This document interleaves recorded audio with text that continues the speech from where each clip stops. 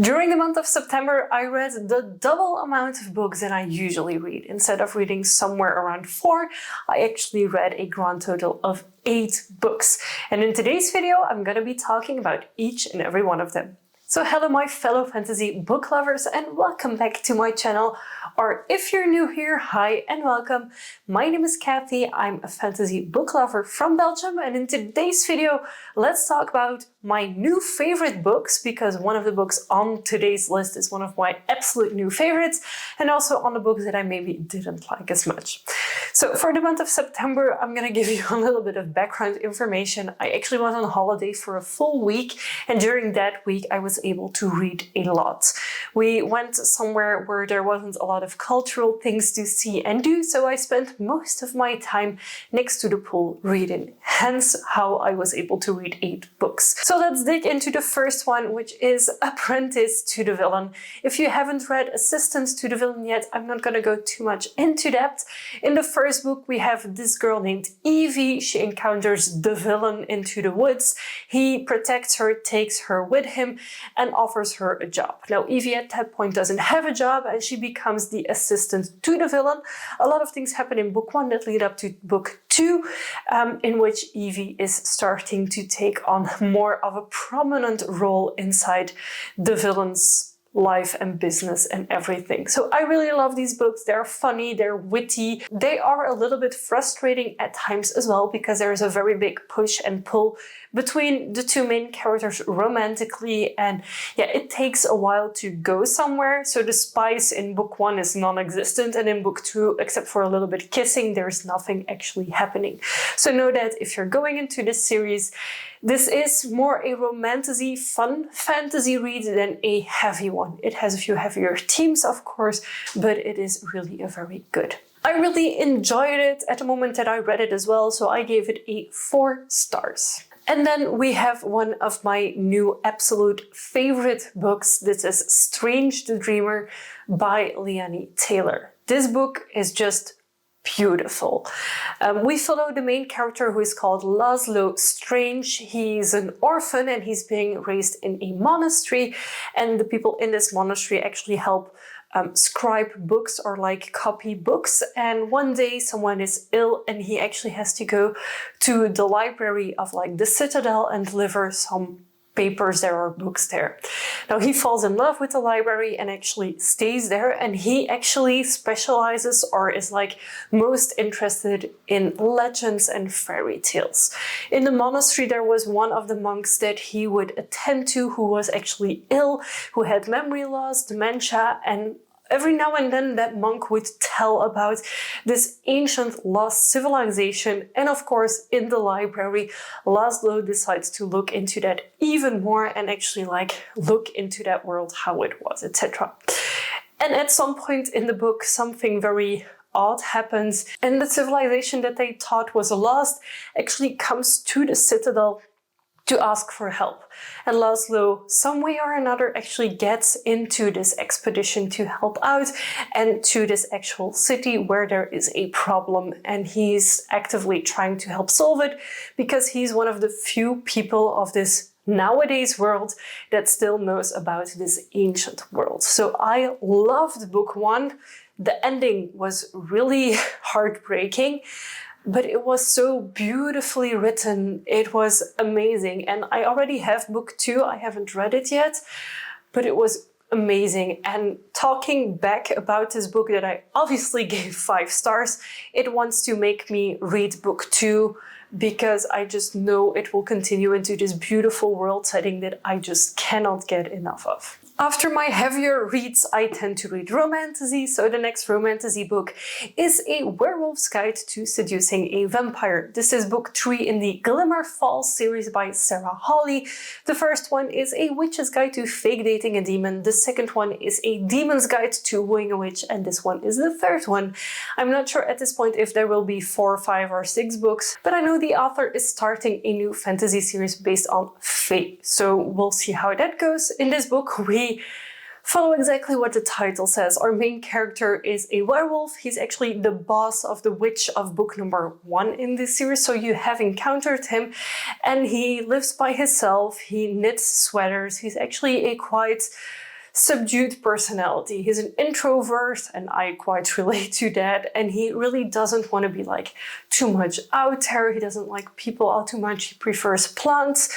He's not the typical werewolf per se. At the start of the book, we have the marriage of the witch from book 1, and he gets very drunk, comes home, and accidentally orders a gemstone on eBay for 99 cents that apparently would contain a vampire. He, a few weeks later, actually gets this gemstone, and when he tries to say the spell, it actually works, and suddenly there's a vampire in front of him. So that's what this book follows, is him trying to help out this vampire, get rid, first of all, of the curse, which bounds her to this gem, and then also like to keep on living his life. And eventually they fall in love, which is inevitable with these books, like the title even says it. It was so fun, so witty. I really love them. They're like, there is a bigger storyline going on, but the main focus is on the romance between the characters, and I'm all for it. This book does have spice, so if you want a romantasy read that builds up and that then has spice, then this would be perfect for you. And I gave that book a 4 stars. Up next is a book that I don't own the physical copy of just yet. Book 1 was Ghostsmith by Nicki Preto, and the second one is called Ghostsmith. In book 1, we follow our main character as they try to graduate from being a normal student to actually being a bonesmith. It doesn't really go the way they want to. There were actually setups happening for this character so they wouldn't succeed, so they end up being sent to an outpost. In that outpost, they discovered that there's more going on than just the realm that they're protecting with the walls, and they actually discover what the walls are built of and what their reasoning is. So in book 1, we have a lot of intrigue, a lot of mystery, a lot of things that get an explanation, and I felt that book 2 was a bit weak and fell a bit flat. I did love the magic system, I did love the overall storyline, but I felt like it lacked a little bit. I felt like the ending was not very satisfactory. There were a lot of things happening that was like, why is this even necessary? So I think I gave the original book, so the first one, Ghostsmith, 4 stars. The second one, unfortunately, I'm giving 3 stars because it ended up not living up to the expectations that I felt were set in book 1, and it also felt very YA towards the end. I know it's a YA series, but you have YA series that don't always feel like they're YA. However, with this one, I really felt at some points like, yeah, this is written for a younger audience than I am, which is completely fine.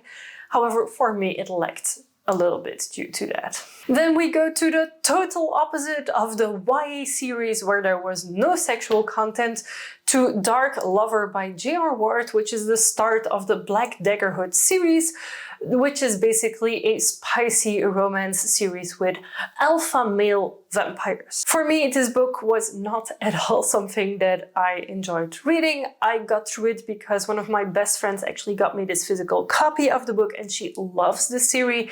I personally cannot be bothered.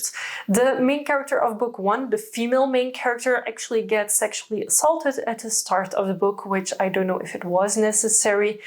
And then a lot of things happen in the book. So you have this Black Daggerhood, who are basically the toughest of the toughest, tall, broad, strong men. And the characters have names such as Wrath, Fury, Zadist, etc. So I feel like it was just a little bit on the nose for me in terms of the names of this Black Daggerhood. They are these super powerful vampires, and I was so annoyed and so bored with them.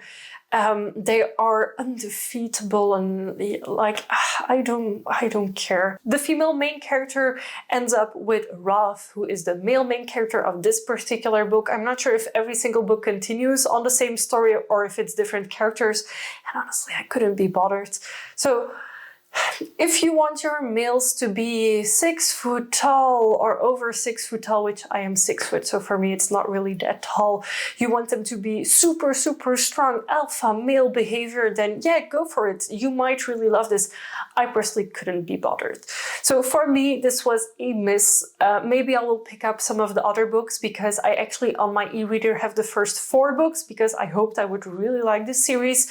Fortunately, physically, I only have one of them. I can show it in videos, and that's what I'm gonna use it for, but for me this was a miss. I did, however, give it 3 stars because I get why people would like it. I personally just didn't like it, and the smut in these books was very good. So if you're reading it purely for the smut, it might be a little bit too much going on around the smut, but I didn't love it, I didn't hate it, it was just like, meh. Then we get to a duology that arrived to me brand new with these spray painted edges, and I was like, yes, finally, The Coven and the Cursed by Harper Woods. I have been wanting to read these books for so long.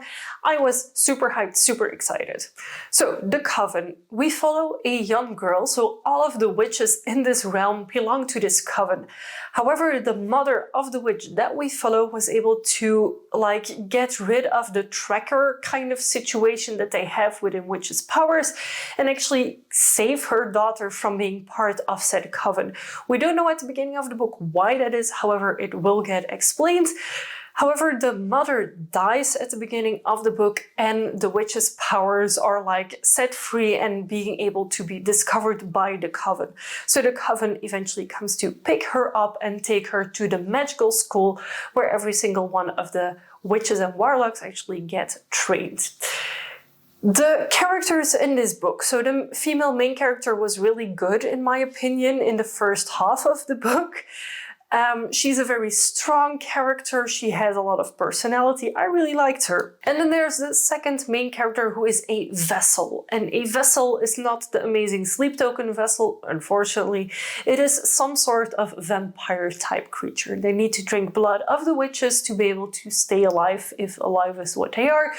And that's basically what we know about them in book number 1.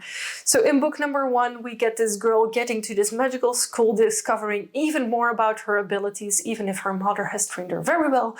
But we mainly discover that something has been going on for X generations and that this girl is actually being set up to fulfill a destiny that may or may not be of her choice. Book 1, I did really enjoy. I think I gave it a 4 stars even because I started reading this and I finished it in one evening. And then book 2 was so disappointing, I almost DNF'd it. I thought it was horrible. The main setup in book 1, there is also this consensual non-consent situation going on between the two main characters, and in book 2 it is pushed even more. So I didn't really enjoy that part of the books. I personally am going to sell these books because I will never read these again. They were one of my disappointments of the month. Ghostsmith, I can forget that Ghostsmith was a little bit less good than Bonesmith, but these two were truly horrendous in my opinion. There were so many better ways to have written these books.